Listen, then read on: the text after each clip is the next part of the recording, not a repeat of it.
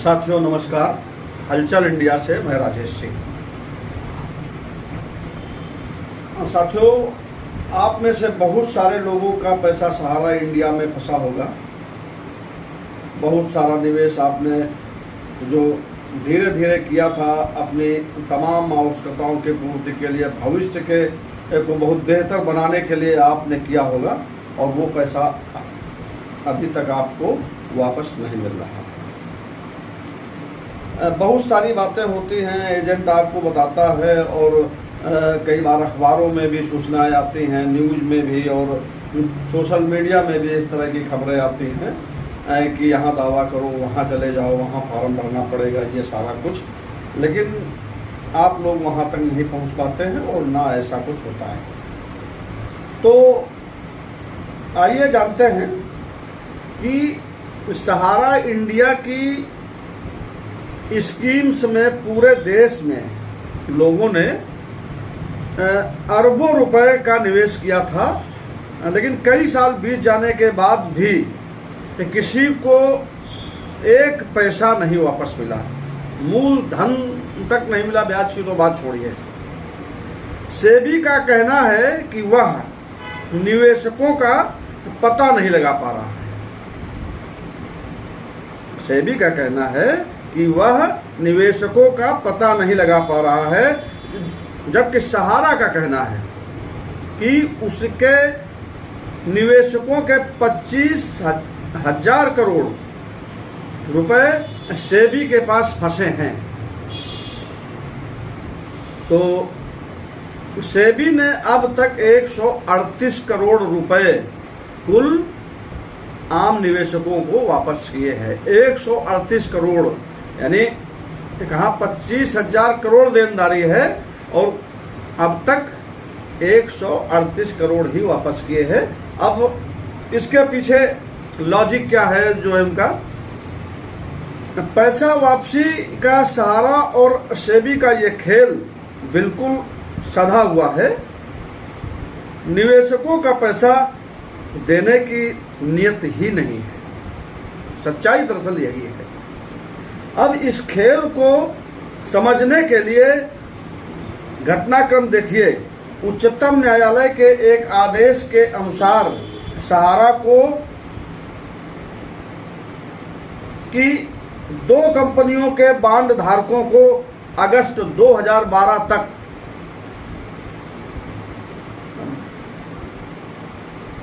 ब्याज सहित पैसा वापस करने के लिए कहा गया था। उच्चतम न्यायालय ने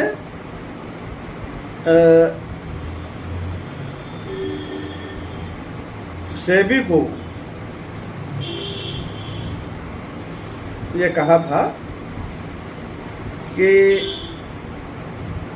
2 कंपनियों के बांड धारकों को अगस्त 2012 में लगभग 3 करोड़ निवेशकों को ब्याज सहित पैसा वापस करने के लिए कहा गया था, लेकिन अधिकांश बांड धारकों के दावों के अभाव में ये काम अभी तक नहीं हुआ, ये सेबी का कहना है। दावों के अभाव में। अब 2 बातें समझिए। एक बात तो ये है कि सेबी कह रहा है कि वह निवेशकों का पता नहीं लगा पा रहा है। दूसरा, दावों के अभाव में। ये 2 बातें गौर करने लायक हैं कि सेबी का यह कहना कि वह निवेशकों का पता नहीं लगा पा रही है, दूसरा कि दावों के अभाव में वह पैसा वापस नहीं कर पाई।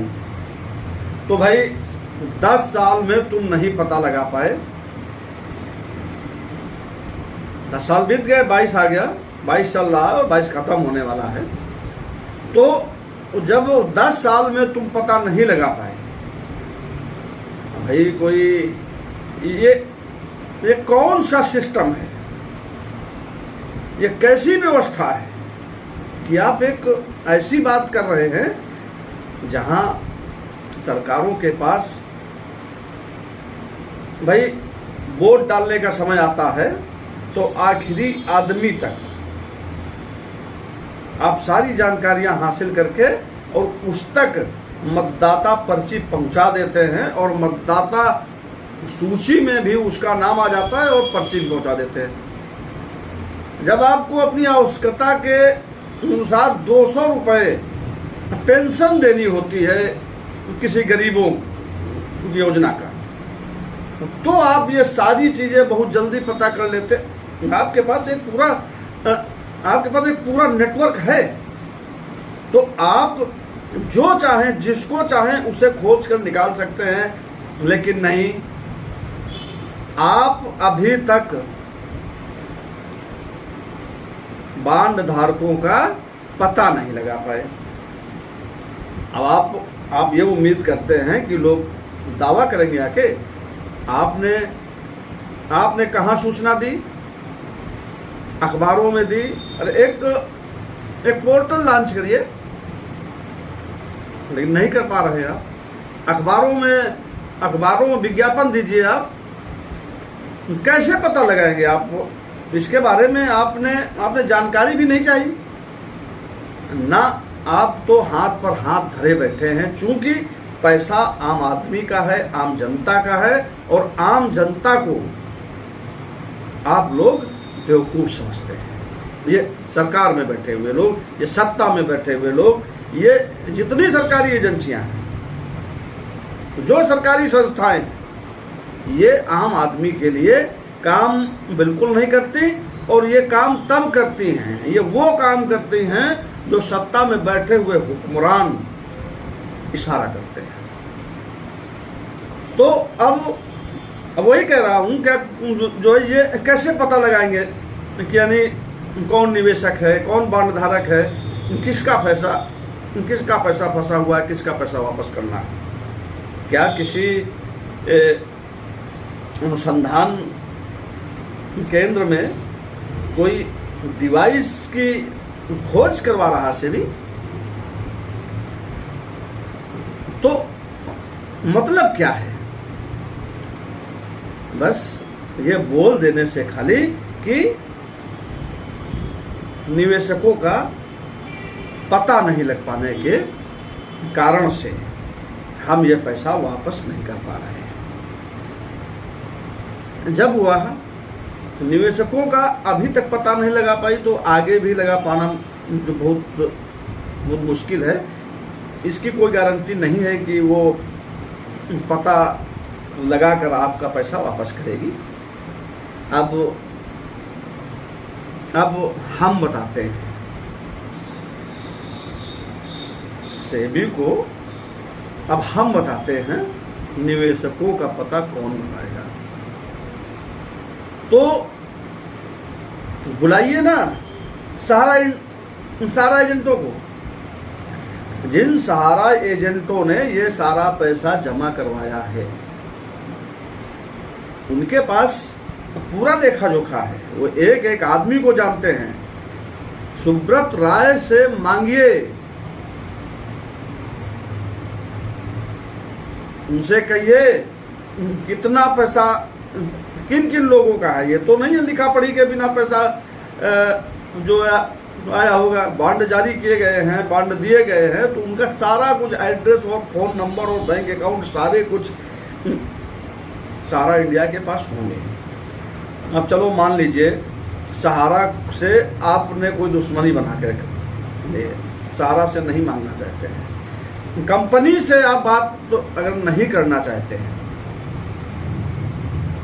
तो सहारा एजेंटों का क्या दोष है?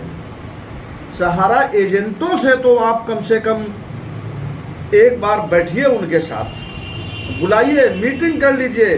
भागते चले आएंगे सबका पता लेकर और सारे दस्तावेजों सहित, क्योंकि वो बहुत परेशान है, वो जिन हालातों में हैं। तो एक बार पता मांगिए तो उनसे, या उन्हीं के माध्यम से दावे हासिल करिए। क्या इतनी छोटी सी बात सेबी की समझ में नहीं आ रही है? वह इसलिए नहीं समझ में आ रही है कि मैं बार बार कह रहा हूं कि सरकार की नीयत साफ नहीं है। आम निवेशक चाय वाला है, रेहड़ी वाला है, पटरी वाला है, मजदूर, किसान और महिलाएं हैं, ऑटो चालक है, रिक्शा चालक है, ये सफाई कर्मी है। ज्यादातर सहारा का जितना इन्वेस्टर्स है, जितना निवेशक है, वो बहुत गरीब परिवेश से आता है। अधिकांशता बहुत गरीब परिवेश से आता है। तो वह दावा करने नहीं आएंगे, उनकी अपनी दुनिया है और वो एक दायरा है, उस दायरे से बाहर निकलकर वो नहीं जा सकते हैं। वो सहारा एजेंट किस तरह से उनसे एक एक पैसा इकट्ठा करवाया, उनसे कितना समझाया उनको, ये तो एजेंट ही जानता है ना।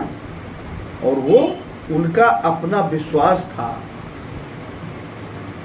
उस एजेंट पर उनका भरोसा था, तो उसने पैसा जमा किया। तो वो दावा करने की पूरी प्रक्रिया में कहीं नहीं जाएगा, कर ही नहीं पाएगा। तो या फिर सरकार, दूसरा रास्ता भी है, सरकार कैंप लगवा दे जगह जगह, ज्यादा दूर नहीं, ब्लॉकों में एक कैंप आप जो 15 दिन 20 दिन महीना भर का कैंप लगवाइए आप, और घोषणा करवा दीजिए कि तो अभी सारा कुछ पता लग जाएगा अपने आप। सारे लोग दस्तावेजों के साथ में वहां अपने बांड जो जारी हुए और पासबुक वगैरह जो भी चाहिए, एड्रेस प्रूफ से लेकर और इनकम प्रूफ तक अगर आपको चाहिए तो वो सारा कुछ लेकर पहुंच जाएंगे। तो अब संकट ये है कि इसमें एक सबसे बड़ी समस्या और भी आएगी, वह यह कि लाखों निवेशकों के पास बॉन्ड या पासबुक नहीं है, वह एजेंट के पास ही छोड़ देते हैं। कहते हैं हम कहाँ रखेंगे, झोपड़ियों में रहने वाले लोग हैं, झुग्गियों में, दुकानों में रहने वाले लोग हैं, उनके पास है, खो गई, चली गई, अब तो बहुत लंबा समय हो गया। तो उनका सारा लेखा जोखा सहारा एजेंटों के पास ही है। यह विश्वास का खेल है, विश्वास का काम है, और लोग अपने एजेंट पर विश्वास करते हैं, भरोसा करते हैं। तो ऐसे में सहारा एजेंटों को यह मांग करनी चाहिए कि हम बताएंगे निवेशकों का पता। सेबी से एक साथ खड़े होकर, संगठित होकर सेबी और सरकार से ये कहें कि हम बताएंगे तुमको निवेशकों का पता, और हम भरवाएंगे उनके दावे। यही रास्ता है।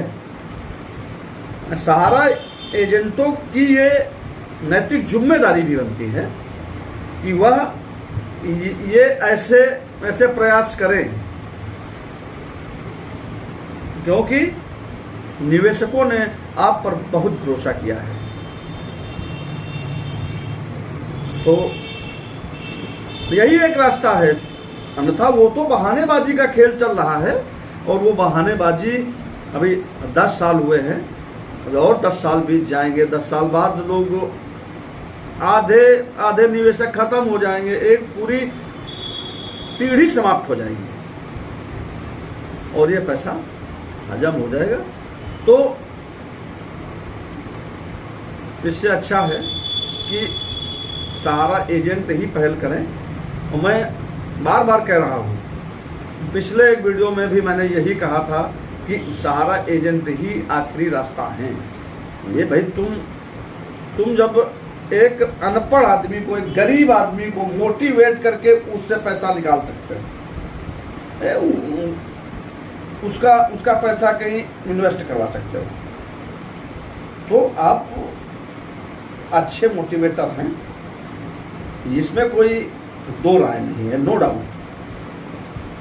तो फिर से मोटिवेशन में जाइए और लोगों के साथ लोगों को इकट्ठा करके अपनी समस्या बताइए, और उनके साथ आप सरकार को उनके पास, सेबी के पास जाइए।